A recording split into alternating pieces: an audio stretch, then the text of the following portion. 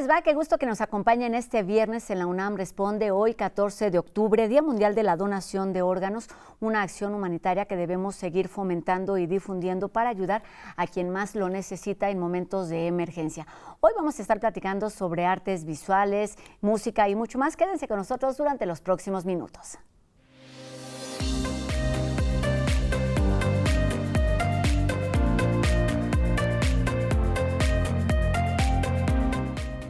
Esta tarde atravesamos la ciudad para acercarnos a uno de los museos universitarios más enigmáticos.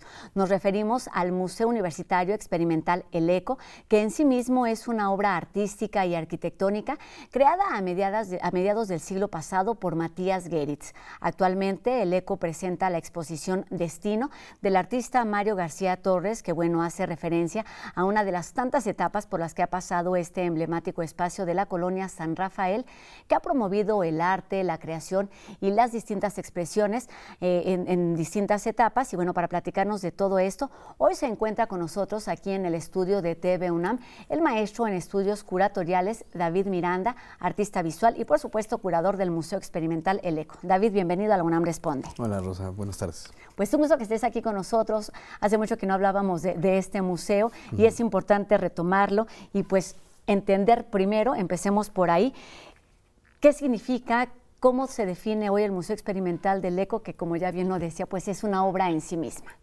Sí, es un espacio paradigmático. Por un lado es una arquitectura muy relevante del periodo moderno en el país, que ha tenido y que tuvo varias vidas, y que desde el año 2005 forma parte de los museos de la universidad. Y parte de estas vías, primero como museo experimental, después como escuela de teatro, después como cabaret y muchas otras vías que tuvo el museo, refieren a una vida cultural de la zona en el centro de la ciudad. Es justamente estas diferentes vidas lo que aloja la posibilidad de hacer un proyecto como el que en este momento estamos presentando en el museo, el proyecto Destino del artista mexicano Mario García Torres. Vamos a platicar de eso, pero antes pues háblanos un poquito más justamente de estos principios con los que fue creado y que se mantienen y que tiene que ver con estos grandes conceptos que pues hablan de la sensibilidad de los artistas, de los arquitectos, en este caso Matías Geritz, este gran concepto de arquitectura emocional. Sí, la arquitectura emocional es un concepto que Geritz propone para definir la actividad cultural en el año 53 y que principalmente atañe a tratar de hacer una crítica al utilitarismo y a la arquitectura funcionalista de los años 50. Él, a partir de este concepto, logra vincular en un mismo espacio la actividad de diferentes disciplinas, ¿no?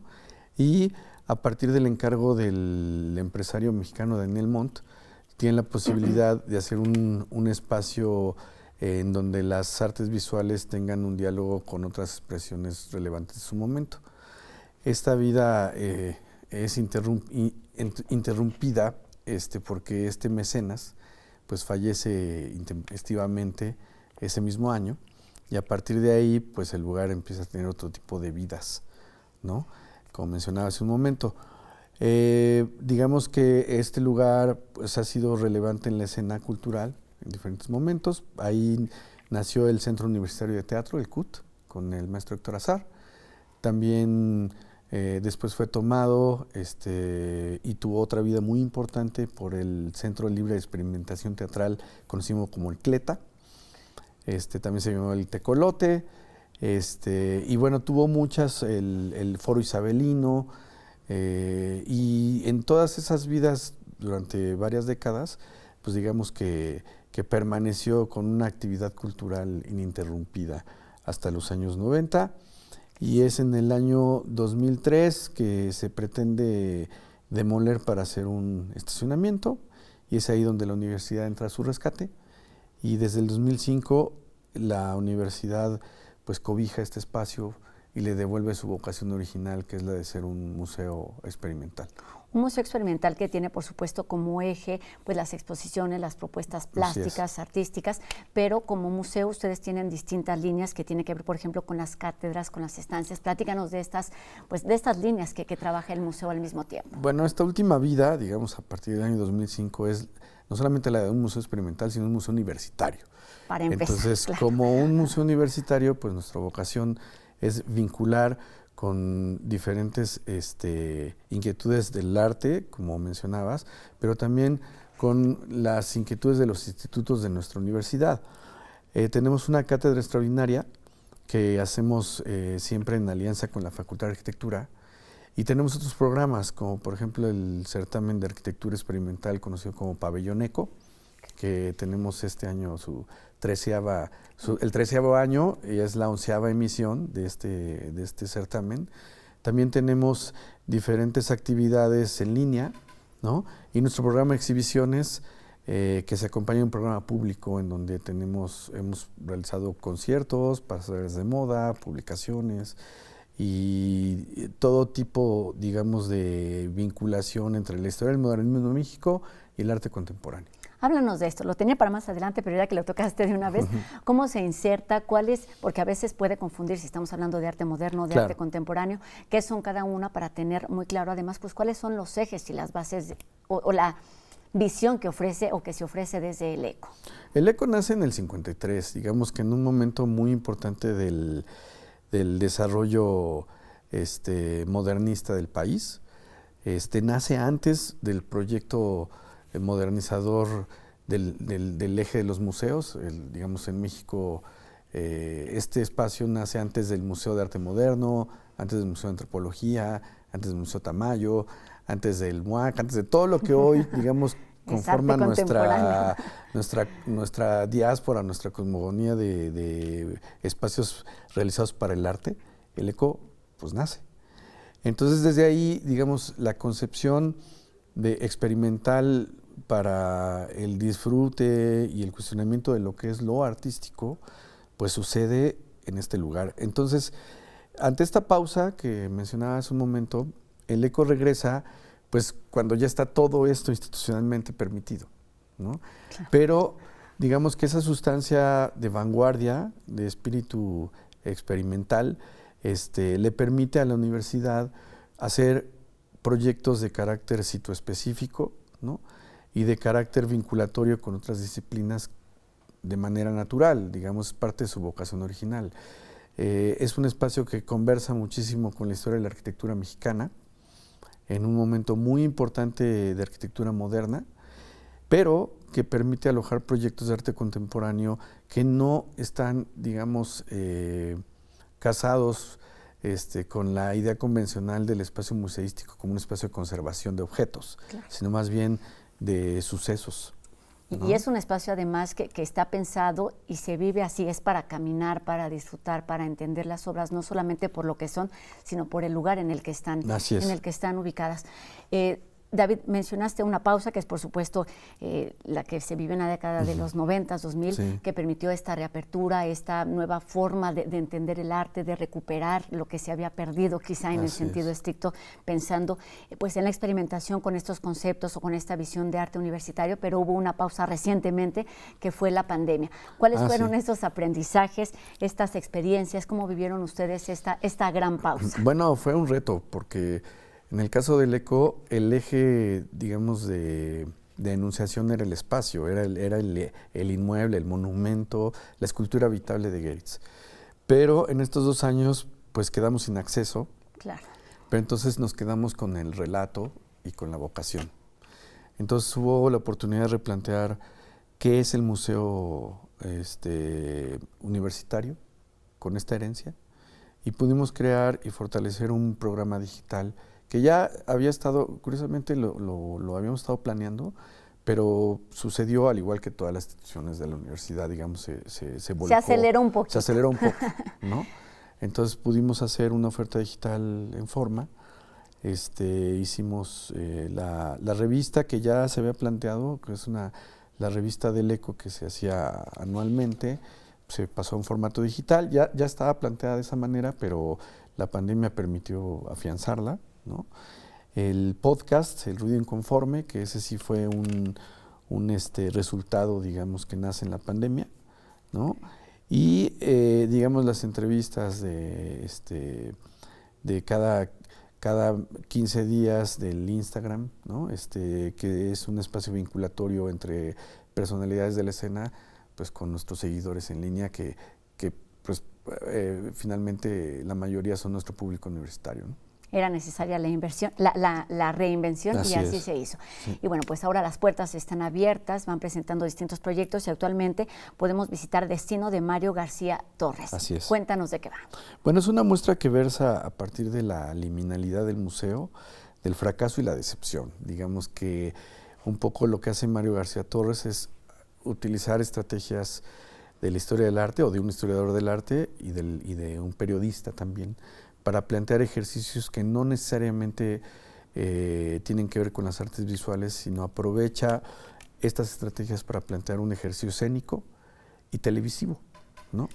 Hace un montaje escénico a partir de trabajar con otros actores como Eduardo Don Juan y en vinculación con obras de otros artistas, como es el caso de Tunga, Fran Best, y Eimo Sobering.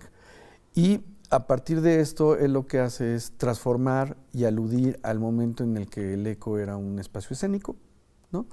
Y crean una obra en donde, por un lado, se cuestionan los límites del espacio contemporáneo o del museo contemporáneo en este momento, pero por otro lado se hace alusión a los momentos en el que el ECO dejó de ser museo de arte y se convirtió en un cabaret o en un espacio de artes escénicas, ¿no? Sí. Y eso es un poco Destino, un poquito también una crítica al desgaste de las prácticas en el arte contemporáneo también. Eso te quería preguntar, no es solamente una propuesta, digamos, contemplativa, sino también es participativa y tiene que ver con esta otra manera de entender la forma de hacer televisión, de hacer teatro, pero cuéntanos un poquito más acerca de cómo se entiende esto desde las artes visuales, pero desde las artes visuales no convencionales. Sí, yo creo que todo puede converger a partir de abordar el tema del espectáculo, ¿no? Como concepto crítico de la sociedad contemporánea, la idea del espectáculo y de la representación de nosotros mismos a partir del espacio de representación artística. En este caso, Mario García Torres utiliza obras de la colección de Isabel y Agustín Coppel para hacer un escenario, ¿no? Y mostrar, digamos, desde otro carácter no museístico, sino más bien escénico, las expresiones plásticas que cobijan otras expresiones, en este caso, escénicas, teatrales, ¿no? Y dancísticas también. Hay una coreografía, hay un ejercicio de voz, pues, de canto, pues, y hay un ejercicio teatral, también un monólogo, que permite, pues, tener otro tipo de interacciones que hacen al espectador reflexionar sobre su propia temporalidad y su tiempo presente, el aquí y ahora del arte. Entonces, en ese sentido, pues, es una obra que reconfigura muchísimo y oxigena los posibles usos y funciones del museo contemporáneo en este momento. Y hay algunas actividades que se están llevando a cabo al mismo tiempo, pues, digamos, de la exposición de esta presentación, que son performance. Platícanos cómo se llevan a cabo, porque es importante hacer un registro previo. Y tienen próximas actividades 20 y 27 de octubre. Sí, son 2 fechas en donde el museo se activa con este montaje que planearon Mario García Torres y sus colaboradores. Y digamos que en ese momento el ECO funciona como un espacio de situaciones, ¿no? Paralelo a eso, entre semana, digamos, abre comúnmente y uno puede ver el montaje de toda esta muestra con una activación de luz y sonido, ¿no? Y las piezas escultóricas de los artistas mencionados que están en el patio y en la sala principal. De modo que uno puede ver 2 formas distintas de leer el mismo suceso, ¿no? Dentro del museo. David, estamos terminando la entrevista y yo no quería dejar de mencionar un tema que además a ti te interesa muchísimo, que es el de la escultura urbana y que tiene que ver pues justamente con la esencia, con el objetivo de este espacio cuando fue creado, pero también con el objetivo del museo como un espacio universitario, que es la vinculación con la comunidad. Sí. ¿Cómo se da todo esto en pocas palabras? Bueno, pues finalmente tenemos nuestro programa público. Está la cátedra, en este mes vamos a presentar la convocatoria para el pabellón ECO, que es la intervención que se va a realizar en primavera del siguiente año. Es un concurso de arquitectura abierto, ¿no?, a convocatoria pública. Y nuestros diferentes programas que tenemos para toda la comunidad. Es un museo que pues, no tiene costo, ¿no?, está abierto al público. Y en el caso del proyecto como en el cual nos convoca Destino, pues es una convocatoria pública también, para la cual quien desee estar pues puede acceder.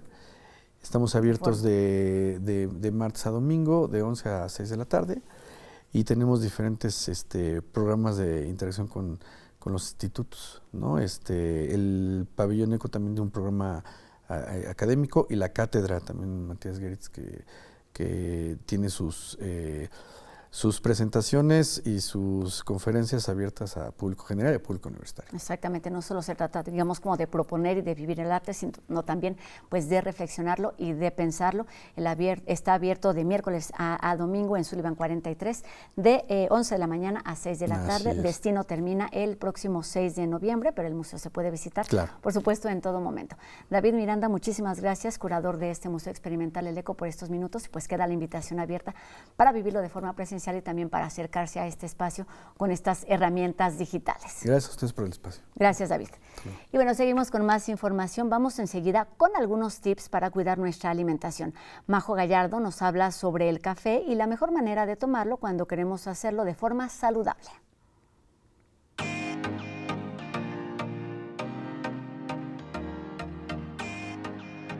Hola, ¿cómo están? Soy Majo Gallardo, nutróloga clínica y deportiva, y el día de hoy vamos a hablar de un tema súper importante.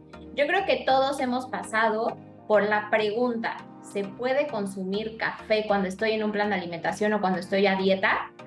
Y se los voy a responder en este momento. Claro que sí, ustedes pueden tomar café de manera, podríamos decirlo, libre cuando están en un plan de alimentación. ¿Por qué? Porque el café es libre de calorías, entonces sí se puede considerar, ya que no tiene un aporte calórico. Sin embargo, es importante mencionar que estamos considerando el café cuando no lo endulzas o no le pones leche o crema. Si eres de los que endulza su café, entonces te voy a dar la opción. Puedes utilizar endulzantes sin calorías para quitar ese aporte calórico, pero si eres de los que lo endulza, ahí te va. Puedes bajar de 5 tazas de café que te consumas con azúcar a 1 taza. O puedes hacer una disminución, que en vez de ponerle 2 cucharadas de azúcar, le pongas 1. Esto va a hacer que tu consumo de calorías baje. Ahora, si eres de los que utiliza leche o crema, tampoco se considera libre el café, ya que la crema o la leche tienen calorías. Si eres de los que utiliza crema, puedes consumir leche en polvo. ¿Por qué? Porque la crema en polvo es crema deshidratada con un montón de azúcar, entonces vamos a cambiarlo por una opción más saludable, que es leche en polvo. Si eres de los que toma café 5 veces al día con leche, puedes bajar a 1 taza y los demás procurar que sean negros. Si tienes diagnóstico de osteoporosis o tienes osteopenia o en tu familia hay antecedentes de estas 2 enfermedades, vamos a poner un foco rojo, un límite con el consumo de café, porque el consumo de café disminuye la absorción de calcio. Si de por sí en este tipo de enfermedades necesitamos ese calcio en nuestros huesos, vamos a quitar o bajar el consumo por lo menos a 1 taza de café. Algo también muy importante, si sufres de ansiedad o estás con medicamento que controlen tu ansiedad, también vamos a limitar el consumo de café debido a que este puede generar un poco más de ansiedad o esas ganas de querer un poquito más. Entonces, solamente con estos 2 limitantes puedes consumir café en tu plan de alimentación, así que disfrútalo si eres igual de cafetero que yo.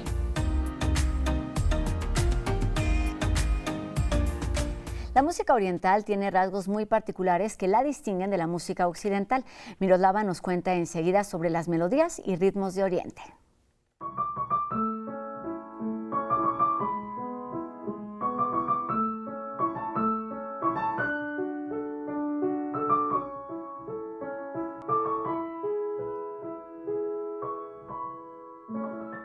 Hola a todos, bienvenidos a las Notas de Miroslava.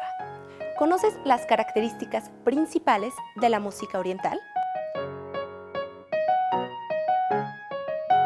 Resulta complicado generalizar las tradiciones musicales del Oriente, ya que en Asia conviven razas, lenguas y religiones muy distintas. Sin embargo, podemos hablar de rasgos comunes que diferencian la música oriental de la occidental. La característica número 1 es la estrecha relación entre la música y la religión.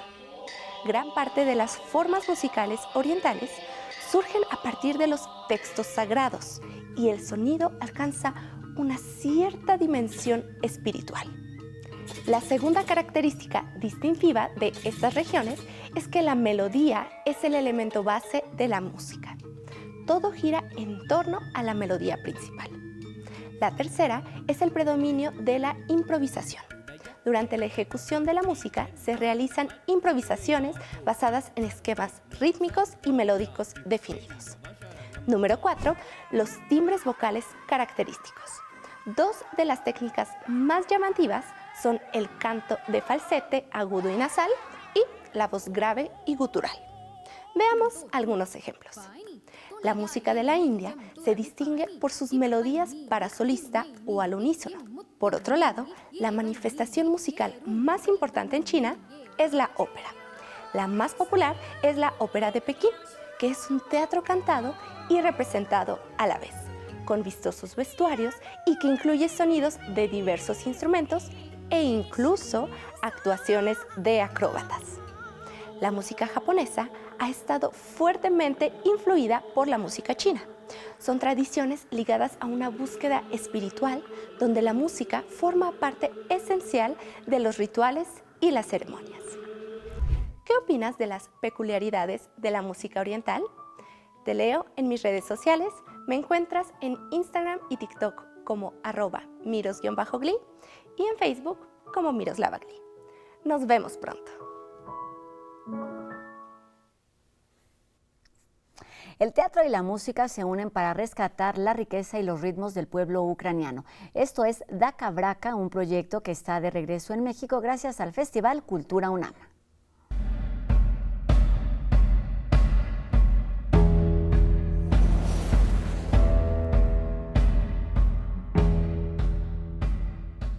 Dakha Braka quiere decir, en el viejo idioma de Ucrania, quiere decir dar y recibir.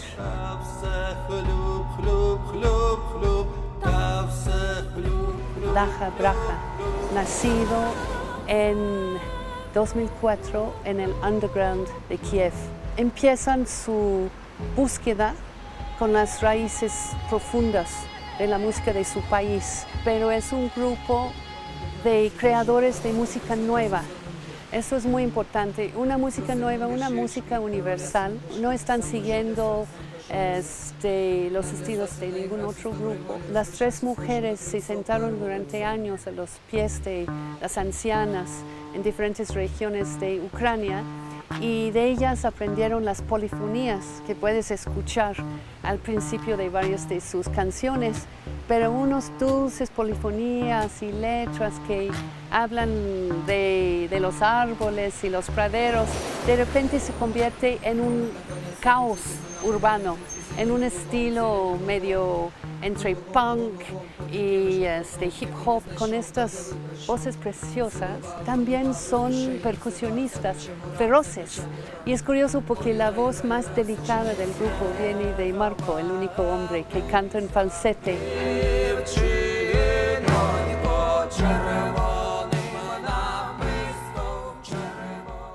La primera vez que vinieron aquí ofrecieron 2 conciertos y se quedaron fascinados con el público. Dakha Braka estaban muy felices con el público y siempre nos han dicho que querían regresar.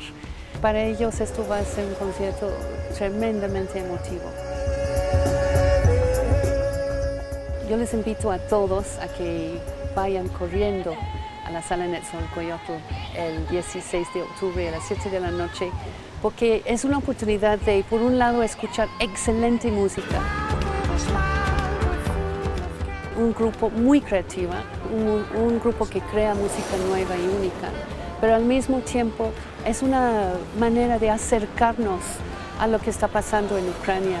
Yo siento que ha faltado un poco abrirse a lo que realmente la gente está viviendo en ese país, y ellos son músicos muy consecuentes con el destino de su país y son muy divertidos y realmente muy recomendables.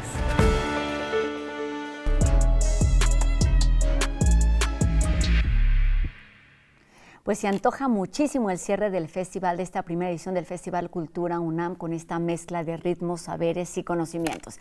Y con esto terminamos nuestro programa de hoy, también con la invitación a que nos hagan llegar sus dudas y sus comentarios a través de nuestras redes sociales. ¿Cuáles son los temas que les gustaría que abordáramos en este espacio? Por supuesto, siempre de la mano y de la voz de nuestros especialistas universitarios.